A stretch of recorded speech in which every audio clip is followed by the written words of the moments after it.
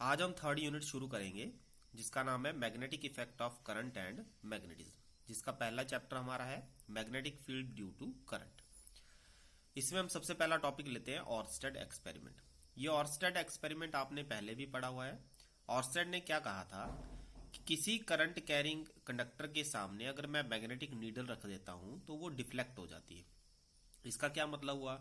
इसका मतलब ये हुआ कि वो जो करंट कैरिंग कंडक्टर है वो भी एक मैग्नेट है।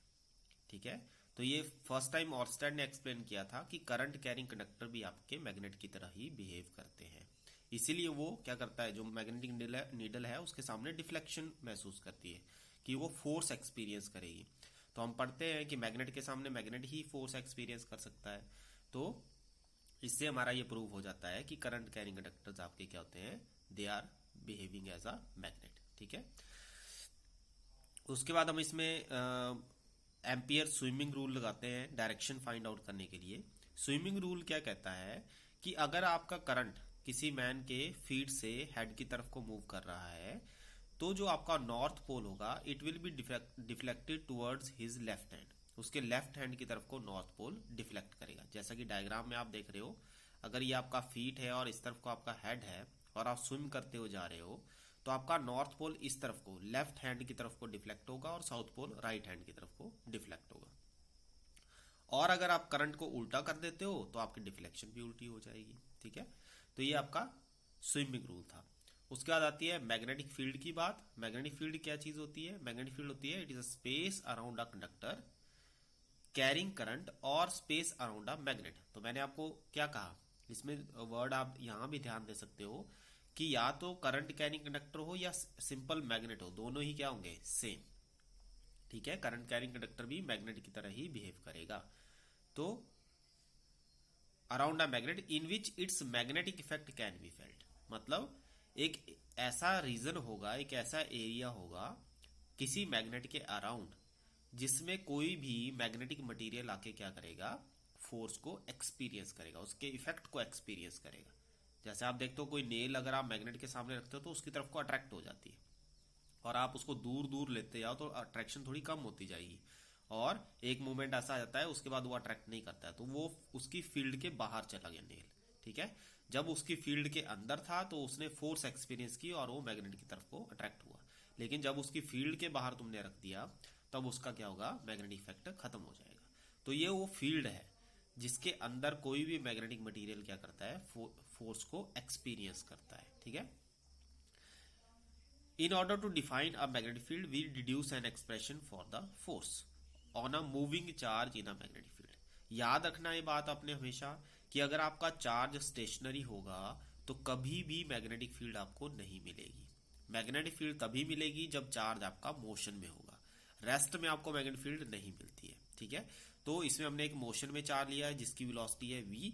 ठीक है, उसको हमने मैग्नेटिक फील्ड के बीच में रखा हुआ है। तो ये कहता है कि अगर मैं एक्स वाई जेड करके ऐसे तीन डायरेक्शन ले लेता हूं तो जो फोर्स होगी that will be perpendicular to the जो चार्ज मूव कर रहा है उसकी डायरेक्शन और मैग्नेटिक फील्ड की डायरेक्शन के बीच में। ठीक है, इन दोनों की जैसे जो प्लेन बनेगा, ये प्लेन बन रहा है, वी आपका कोई जेड डायरेक्शन में नहीं है, वी कहीं बीच में चल रहा है, तो ये प्लेन बना रहे हैं एट एन एंगल थीटा। ठीक है, तो इन दोनों का जो प्लेन बनेगा, जैसे ये पेपर है, पेपर में अगर मैं बॉल पेन सीधी रख देता हूं ऊपर को तो ये फोर्स होगी, पेपर आपका प्लेन हो गया। ऐसे इस डायरेक्शन में कोई दो वेक्टर v और b आपके मूव कर रहे हैं तो जो फोर्स एक्सपीरियंस होगी that will be perpendicular to the plane. ठीक है, तो ये भी आपको एमसीक्यू में क्वेश्चन पूछा जा सकता है कि what is the direction of force, तो आपने बोला it will be perpendicular to the plane of v and b। ये जरूरी नहीं है कि v और b आपस में परपेंडिकुलर हों। ठीक है, यहाँ पे कोई परपेंडिकुलर नहीं है, ये किसी एंगल थीटा पे है, 45 डिग्री 30 डिग्री जो मर्जी हो, लेकिन जो फोर्स होगी that will be perpendicular to both v and b।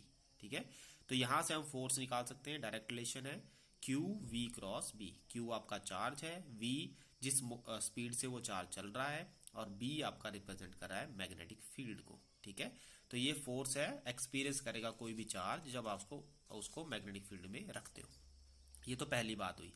दूसरी बात आपने समझनी है कि v वेक्टर को मैंने क्या किया, रिजॉल्व किया है एंगल की तरफ को v cos थीटा और उसके परपेंडिकुलर v sin थीटा।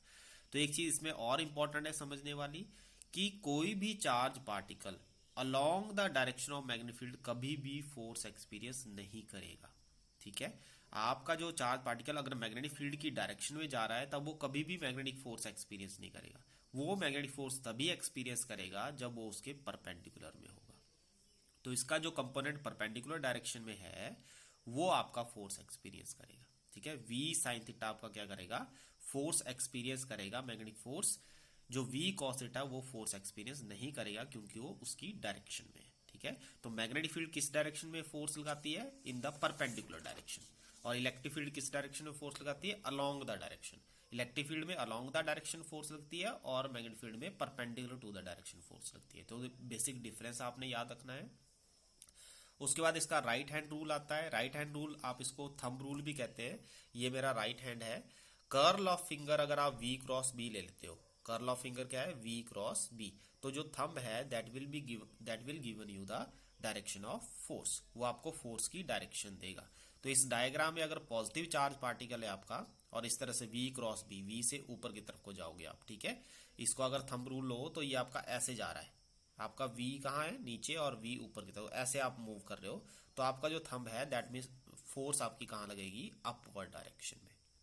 ठीक है, लेकिन अगर आपने नेगेटिवली चार्ज पार्टिकल लिया है तो वही फोर्स आपकी डाउनवर्ड डायरेक्शन में लगती है। यही बेसिक डिफरेंस है दोनों में, ये ध्यान रखना है। पॉजिटिव चार्ज के लिए ऊपर की तरफ को और नेगेटिव चार्ज के लिए नीचे की तरफ को। ठीक है, उसके बाद आता है Fleming's left hand rule. Fleming left hand rule कहता है कि अगर आप अपने लेफ्ट हैंड को स्ट्रेच करो, ठीक है, लेफ्ट हैंड को आपने स्ट्रेच करना है, जैसे मेरा ये लेफ्ट हैंड है, ये आपने स्ट्रेच करना है। ये आपका थंब हो गया, फर्स्ट फिंगर और ये मिडल फिंगर, इस तरह से आपने एक दूसरे के म्यूचुअली परपेंडिकुलर इनको स्ट्रेच करना है। तो जो आपकी फर्स्ट फिंगर होगी, इसको याद रखते हैं हम एफ बी आई से, F thumb, F B I, central finger I है, बी आपका फर्स्ट फिंगर है और एफ आपका थंब है। ठीक है, एफ बी आई से याद रखना है इसको। तो आपका जो फर्स्ट फिंगर है अगर वो मैग्नेटिक फील्ड को रिप्रेजेंट कर रहा है और सेंट्रल फिंगर अगर आपकी करंट को रिप्रेजेंट कर रहा है, तो थंब आपका देगा फोर्स की डायरेक्शन। ठीक है, ये तब देगा जब आपने तीनों को म्यूचुअली परपेंडिकुलर रखा हुआ है। तो ये फ्लेमिंग लेफ्ट हैंड रूल है, ये भी आपने अच्छे से पढ़ लेना है। इसके बाद मैग्नेटिक फील्ड की बात करें तो ऐसा यूनिट होती है इसकी टेस्ला, और वेबर पर मीटर स्क्वायर भी हम इसको कहते हैं। दो तरह से इसको डिफाइन किया जाता है। Magnetic field F upon Q V sine theta लेते हैं। अगर इसको 1 न्यूटन ले लें, 1 कूलम 1 मीटर पर सेकंड स्क्वायर, 1 कूलम को एम्पियर सेकंड भी लिख सकते हैं, Q equal to I T वाले रिलेशन से आप निकाल सकते हो। ठीक है, तो यहां से आपका रिलेशन बन जाता है 1 न्यूटन पर एम्पियर पर मीटर। ठीक है, तो ये भी इसकी 1 टेस्ला इसके बराबर भी हो जाता है। और इसके बाद अगर हम डायमेंशन की बात करें मैग्नेटिक फील्ड की, तो ये आप अगेन एफ की डायमेंशन आपको पता है। ठीक है, क्यू की डायमेंशन आपको पता है, वेलोसिटी की डायमेंशन आपको पता है, यहां से हम डायमेंशन ऑफ मैग्नेटिक फील्ड निकाल सकते हैं। ठीक है, सीजीएस यूनिट आप खुद कर लेना, इसके सीजीएस यूनिट आपने खुद करने हैं और मुझे नोट्स में लिख के देने हैं। ठीक है, बुक से आप इसको पढ़ लेना। उसके बाद आपके पास आता है बायट-सैवर्ट्स लॉ। बायट-सैवर्ट्स लॉ कहता है कि magnetic induction due to a small current element कितनी होगी। ये स्मॉल करंट एलिमेंट है, मतलब किसी बड़े से हिस्से का छोटा सा पार्ट आपने लेना है, उसके लिए आप क्या कर सकते हो, मैग्नेटिक फील्ड निकाल सकते हो। तो मैंने एक स्ट्रेट कंडक्टर लिया, उसका छोटा सा एलिमेंट ए बी ले लिया जिसकी लेंथ है dl, और किसी पॉइंट P जो r डिस्टेंस पे है वहां पे मैं मैग्नेटिक फील्ड निकालना चाहता हूँ। ठीक है, तो P पॉइंट में मैग्नेटिक फील्ड निकालने के लिए जो फैक्टर इस पे डिपेंड करेंगे, dB आपका डिपेंड करेगा I के ऊपर, स्मॉल लेंथ के ऊपर, एंगल के ऊपर, और कितना वो डिस्टेंस पे है। तो ये 4 फैक्टर हैं जिन पे ये डिपेंड करता है। इसको कंबाइन करेंगे तो इस तरह से आप लिख सकते हो, प्रोपोर्शनलिटी का साइन हटेगा तो k आई dl साइन थीटा और r स्क्वायर। k की वैल्यू SI सिस्टम में होती है म्यू नॉट ओवर 4 पाई, और इक्वल टू k CGS में होता है 1 के बराबर। तो हम SI में ही लेंगे, वेक्टर फॉर्म में लिखेंगे, dB vector equal to mu naught over 4 pi I dl cross r vector upon r cube. अब r क्यूब क्यों लिया, क्योंकि मैंने r एक ऊपर ऐड कर लिया है। ठीक है, यहाँ पे r नहीं है, यहाँ पे r ऐड करोगे क्योंकि आपने क्रॉस प्रोडक्ट बनाना है तो नीचे एक r बढ़ाना पड़ेगा, r क्यूब बन जाएगा। ठीक है, म्यू नॉट होता है एब्सोल्यूट परमिएबिलिटी। ठीक है, आपने पहले एप्सिलॉन नॉट पढ़ा था, वो परमिटिविटी था, ये परमिएबिलिटी है, दोनों का रोल सेम ही है। म्यू नॉट का मतलब होता है कि कितनी मैग्नेटिक लाइंस को ये अलाउ करता है अपने पास में से। ठीक है, तो म्यू नॉट की डायमेंशन भी हम कल करेंगे, आज के लिए बस इतना ही काफी।